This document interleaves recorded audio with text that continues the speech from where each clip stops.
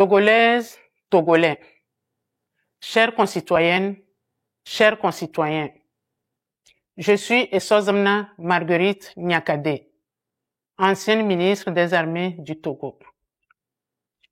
Je viens vers vous aujourd'hui avec respect pour la première fois en vidéo en tant que citoyenne togolaise.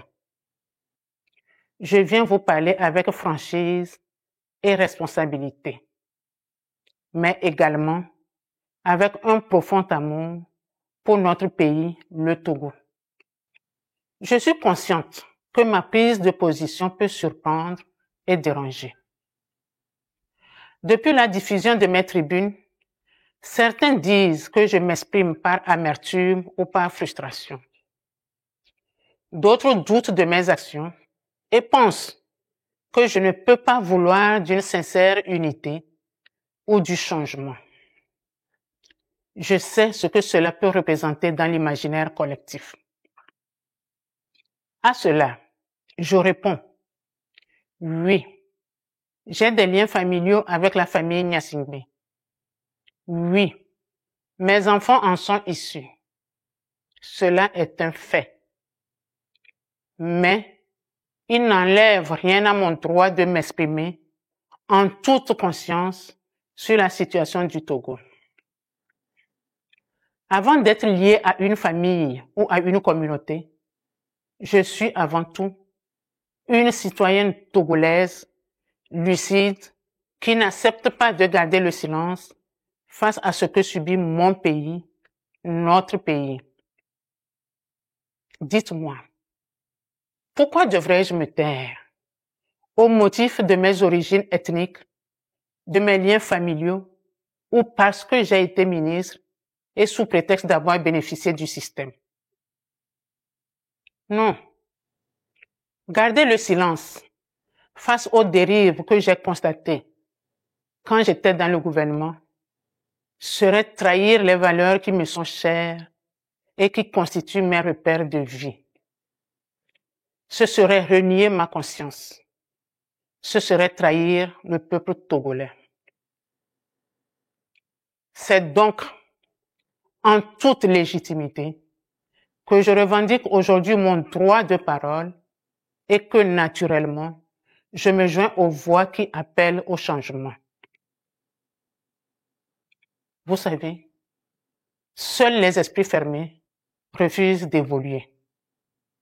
Chères concitoyennes et chers concitoyens, le silence dans ce contexte est une faute morale. L'inaction est une complicité et il est important de ne pas laisser la peur dicter nos actions et nos choix, car c'est en surmontant nos peurs que nous pouvons réellement avancer et agir de manière plus éclairée et courageuse. Dès les premières heures de son indépendance, le Togo n'a jamais connu la paix. Pas la vraie, pas celle qui libère et qui rassemble.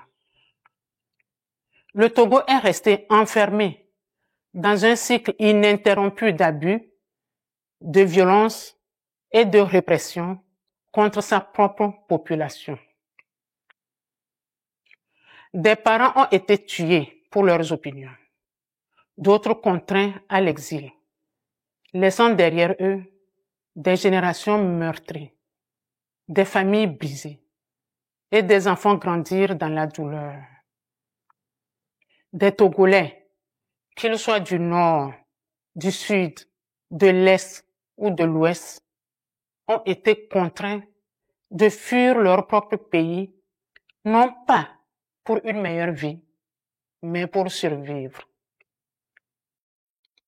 Toutefois, il n'y a pas que ceux qui sont partis.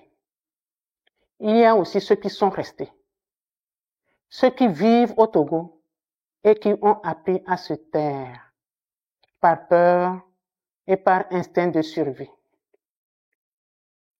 Des citoyens emprisonnés, privés de leurs droits les plus élémentaires et de leur dignité. Nous pensons à tous les Togolais, d'ici et d'ailleurs, qui portent en eux des blessures profondes, des douleurs anciennes et des colères légitimes. Il serait difficile d'imaginer toute cette souffrance parce qu'il faut la vivre pour la comprendre. Il est temps d'arrêter toutes ces souffrances, d'assumer les erreurs du passé et de faire du Togo un pays de repentance, un pays de justice, un pays de mémoire. Ce sera le prix de la guérison et le seul chemin vers un pays de pardon et vers une paix réelle. Nous devons aussi avoir en mémoire que le problème togolais n'est pas une région. Le problème n'est pas non plus un nom de famille, ni une communauté. Le vrai problème, c'est un système qui a trahi les espoirs du peuple. Et ce système doit être combattu et changé.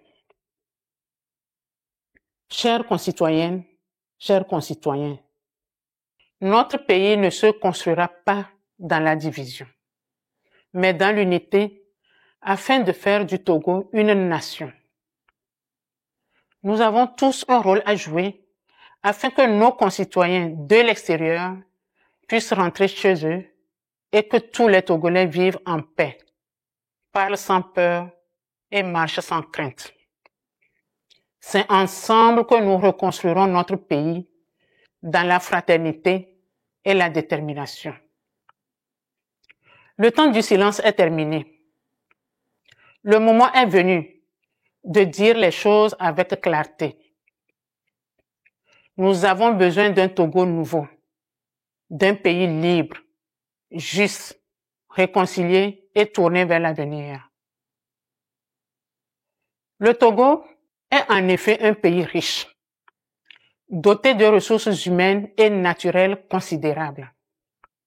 Il devrait être un modèle de développement. Hélas, les années de privation de liberté, de mauvaise gouvernance, de corruption endémique et d'impunité ont gravement compromis notre avenir collectif. Nous sommes conscients qu'il n'est pas facile de gouverner et de diriger. Mais le régime actuel a eu le temps, les moyens et toutes les opportunités pour changer le destin du Togo. Malheureusement, il a échoué et il n'y a plus d'excuses. Laisser Faure Gnassingbé au pouvoir encore ne changera rien. Il doit, d'une manière responsable, démissionner pour laisser la place à une transition apaisée, inclusive et nationale en vue de la reconstruction de notre pays. Le peuple togolais doit prendre ses responsabilités pour intensifier son engagement citoyen dans la paix et la légalité pour que le changement tant attendu devienne réalité. Le Togo doit renaître. C'est une réalité historique. Aucun peuple ne peut accepter indéfiniment cette oppression, cette misère, ce mépris et cette injustice.